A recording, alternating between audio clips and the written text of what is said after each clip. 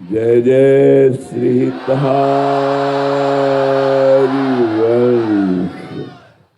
आप महामहिम परम पावन श्री वृंदावन धाम की यमुना जी के पावन तट पर बैठे हुए हैं। आज महामहिम गुरु पूर्णिमा, गुरु पूजा का दिन है। तो सबसे बड़ी गुरु पूजा क्या होती है ये समझना है। हमारा संबंध जैसे सांसारिक माता पिता भाई बंधु परिवार से होता है, ऐसा गुरु से नहीं है। गुरु साक्षात परब्रह्म तस्मै श्री गुरुवे नमः। जो गुरु को साक्षात ब्रह्म रूप देखता है। बंदो गुरुपद कंज कृपा सिंधु नर रूप हरि, महामोह तम पुंज जासु बचन रवि कर निकर। गुरुदेव भगवान साक्षात श्री हरि ही जगत के उन जीवों का जो उनकी शरण में आ गए, उनका कल्याण करने के लिए गुरु रूप धारण करते हैं। गुरु अज्ञान तिमिरांधस्य ज्ञानांजन शलाकया चक्षुरुन्मीलितम तस्मै श्री गुरुवे नमः। जो अज्ञान रूपी अंधकार का नाश करके ज्ञान प्रकाश कर देते हैं, ऐसे सद्गुरुदेव को प्रणाम है। तो जब हमारे हृदय में सद्गुरुदेव के प्रति साक्षात परब्रह्म बुद्धि होती है, ये बहुत कठिन है। गुरु को मनुष्य मानना, गुरु को बहुत से बहुत एक साधु मानना, साधक मानना, यहां तक तो चल सकता है। लेकिन गुरु साक्षात परब्रह्म, गुरुदेव परब्रह्म परमात्म स्वरूप है, ऐसा कोई बिरला ही मानता है।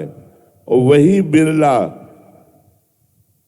जो कहो हरिवंश रस बिरलो समझनहार, एक दोई जो पाइए खोजी सब संसार। पूरे संसार में ऐसे बिरले लोग ही होते हैं जो गुरु को परब्रह्म मानते हैं। और जब परब्रह्म मान लिया तो उनकी आज्ञा का पालन करना ही गुरु पूजा है। आज्ञा समन सुसाहिब सेवा। अपने साहब, अपने प्रभु, अपने गुरुदेव की आज्ञा का पालन करना, ये पूजा है। वस्तु पदार्थ रुपया पैसा ये माइक वस्तुएं हैं। अब हम माया में रहते हैं, इसलिए माइक वस्तुएं समर्पित करते हैं गुरुदेव को। पर वास्तविक ये गुरु पूजा नहीं हुई। वास्तविक गुरु पूजा है मन वचन कर्म से गुरुदेव की आज्ञा का पालन करना। उनकी आज्ञा, गुरुदेव की आज्ञा क्या है? जो गुरु जी ने गुरु मंत्र दिया, जो गुरु जी ने नाम दिया, उसका निरंतर जप करना। गुरु उपदेश चलो यह रीति, श्री हरिवंश नाम पद प्रीति। प्रेम मूल यह नाम है, प्रेमी रसिक जपत यह नाम। प्रेम मगन निजुबन विश्राम, श्री हरिवंश जहां रहे। प्रेम प्रवाह परे जन सोई, तब क्यों लोक वेद सुधि होई। जब हरिवंश कृपा करी, ये कृपा का स्वरूप है। प्रेम मूल यह नाम है।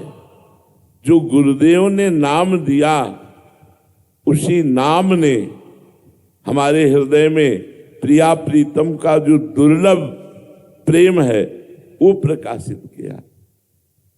अगर नाम जप नहीं है तो आप सांसारिक निगेटिव चिंतन से ही परेशान रहेंगे।